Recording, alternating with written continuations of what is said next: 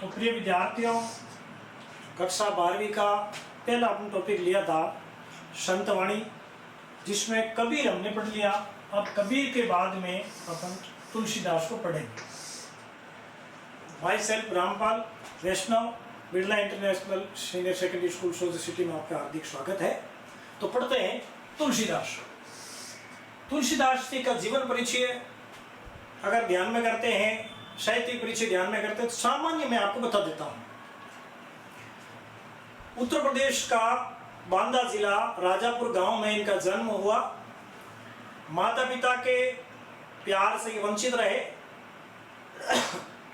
नर हरियानंद इनके गुरु का नाम है, उनसे शिक्षा ग्रहण करी और उनका जो विवाह हुआ हम सब जानते हैं, रत्नावली के साथ उनका विवाह हुआ।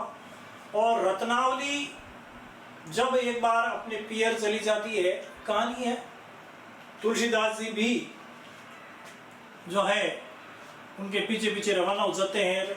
ऐसा कहते हैं कि वे बहुत जल्द अपने पियर अपने ससुराल पहुंच जाते हैं। वहां पर जो है रत्नावली से उत्प्रेरित होने की वजह से वे भगवान श्री राम की भक्ति में लीन हो जाते हैं। एक सामान्य संक्षिप्त में परिचय है।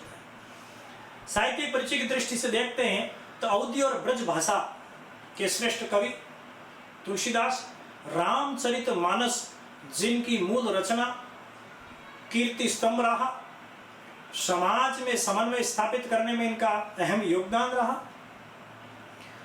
प्रमुख रचनाएं रामचरितमानस सभी जानते हैं। रामचरितमानस किनकी रचना है? कि तुलसीदास जी की रचना है। इनके अलावा कवितावली, गीतावली, दोहावली, रामलला नहचू, जानकी मंगल, पार्वती मंगल, हनुमान बाहुक, ये खूब सारी इनकी रचनाएं हैं। रस, अलंकार, छंद के श्रेष्ठतम कवि तुलसीदास के बारे में अपन पढ़ रहे हैं। तो सृजन का जो पहला पाठ है वो मैं दोहा पढ़ के आपको सुना रहा हूं और उसकी सामान्य व्याख्या कर रहा हूं, ध्यान दीजिए। पहला दोहा है, काम क्रोध मद लोभ रत ग्रह शक्त दुख रूप ते किमि जानहि रघुपतहि मूड परे भवकु। काम, क्रोध, मद, मद कहते हैं अहंकार को, लोभ और रत, रत कहते हैं डूबने को। ग्रह शक्त, ग्रह शक्त यानी ग्रह में आसक्ति, ग्रह के सुख में चिपका हुआ, जो घर से दूर नहीं रह सकता, ग्रह आसक्त। दुख रूप ते किमि जानहि रघुपति मूड परे भवकूप। भवकूप, भवकूप यानी संसार रूपी कूप, यहाँ रूपक अलंकार है, ध्यान दीजिएगा। भवकूप में रूपक अलंकार है।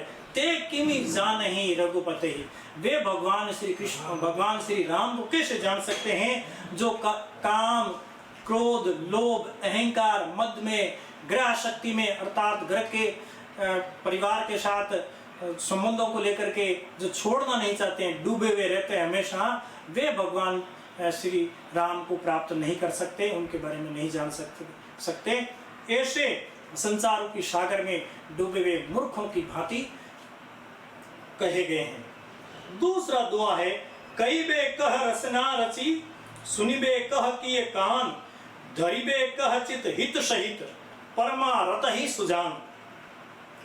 कवि तुलसीदास जी कहते हैं कि हमें कहने के लिए, बोलने के लिए रसना मिली है। रसना कहते हैं जीवा, जीभ मिली है, वाणी के लिए जीभ मिली है, सुनने के लिए कान मिले हैं, और धरने के लिए, धारण करने के लिए, धरी यानी धारण करने के लिए हित चित्त मिला है, अर्थात कल्याणकारी काम करने के लिए हमें चित्त मिला है। इसलिए हमें परमार्थ के लिए काम करना चाहिए, कल्याणकारी कार्य करना चाहिए, दूसरों के लिए काम करना चाहिए, अर्थात अपने जीवन को परमार्थ में लगा देना चाहिए। अर्थात इन इंद्रियों का उपयोग तभी है जब अपन कल्याणकारी कार्यों में इनको लगाएंगे। तुलसीदास जी संगति का महत्व बताते हुए कहते हैं, तुलसी भलो सुसंगते पोच कुसंगति सोई। पोच कहते हैं बुरे को, सोई यानी वही। तुलसी भलो सुसंगते पोच कुसंगति सोई नाव किन्नरी तीरसी लोहो बिलो कहु लोही। किन्नरी एक प्रकार की वीणा है, नाव अपन सभी जानते हैं, किन्नरी एक प्रकार की वीणा के बारे में कहा गया। तीर अपन जानते हैं, अशी कहते हैं तलवार को। नाव हो चाहे वीणा हो, इनमें जो लोहे का प्रयोग होता है, चाहे तीर हो, अशी यानी तलवार हो, इनमें जो लोहे का प्रयोग होता है, एक ही प्रकार के लोहे का प्रयोग होता है। लेकिन संगति का शब्द बता रहे हैं, संगति के प्रभाव को बताते हुए कवि तुलसी कहते हैं, तुलसी बोलो सुसंगते, यानी तुलसीदास जी कहते हैं कि अच्छी संगति में जो रहेगा वो अच्छा बन जाएगा, बुरी संगति में रहने वाला बुरा बन जाएगा। अच्छी संगति में रहने वाला अच्छा बन जाएगा, बुरी संगति में रहने वाला बुरा बन जाएगा। ये ठीक वैसे ही है कि नाव और किन्नरी के अंदर जो लोहा लगता है उसकी हर एक व्यक्ति प्रशंसा करता है, वो प्रशंसा का पात्र बन जाता है। लेकिन तीर और तलवार में लगने वाला लोहा जो कि लोगों के लिए अहितकारी होता है, इसलिए उसकी प्रशंसा नहीं होती है। यह संगति का प्रभाव है। राम कृपा तुलसी सुलभ गंग सुसंग समान, जो जल परे जो जन मिले कीजे आपु समान। राम की कृपा से, तुलसीदास जी कहते हैं भगवान राम की कृपा से ही गंगा हमें आसानी से मिल जाती है, सतसंगति आसानी से मिल जाती है। इन दोनों का प्रभाव समान है, क्योंकि दोनों ही भगवान श्री राम की कृपा से हमको प्राप्त होती है। गंगा के जल में जो है स्नान करने से, डूबने से जो है हम पवित्र हो जाते हैं, पाप धुल जाते हैं। ठीक वैसे वैसे सत्संगति में रहने से हमारी बुराइयां समाप्त हो जाती हैं।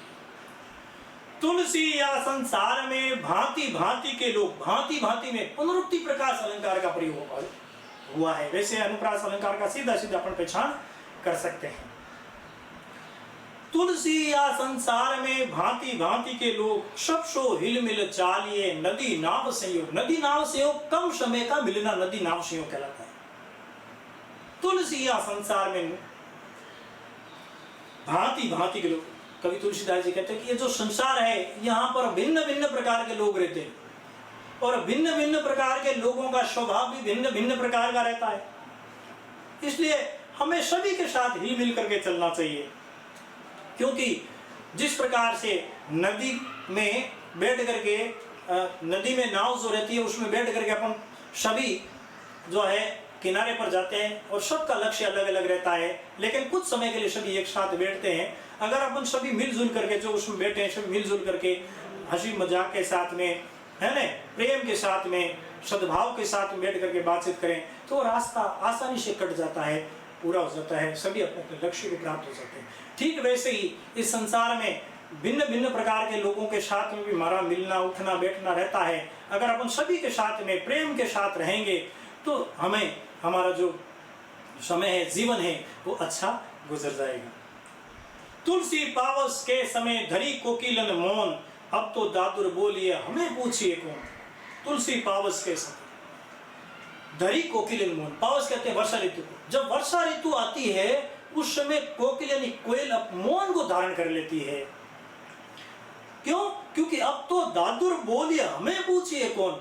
अर्थात तो जब संकट का समय आता है, जब संकट का समय आता है, जब समय ठीक नहीं रहता है, तब उस समय मौन धारण कर लेना चाहिए।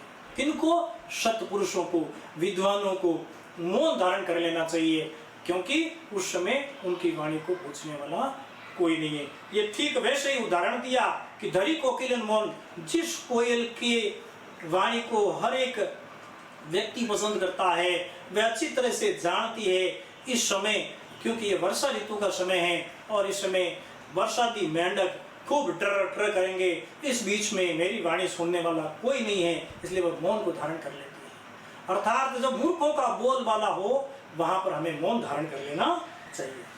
तुलसी असमय के सखा धीरज धर्म विवेक, साहित्य साहस सत्यव्रत राम भरोसो एक। असमय, जब कठिन समय होता है जीवन में, विपरीत समय जब आ जाता है, उस समय कवि तुलसीदास जी कहते हैं हमें धीरज यानी धैर्य रखना चाहिए, धर्म का पालन करना चाहिए, विवेक से कार्य करना चाहिए, साहित्य यानी साहित्य पढ़ना चाहिए, साहस रखना चाहिए, सत्यव्रत सत्य के प्रति निष्ठा रखनी चाहिए, राम भरोसे एक, और ईश्वर में विश्वास रखना चाहिए। तो कठिन से कठिन समय में भी हम आसानी से जीवन का निर्वहन कर सकते हैं। धन्यवाद। एक और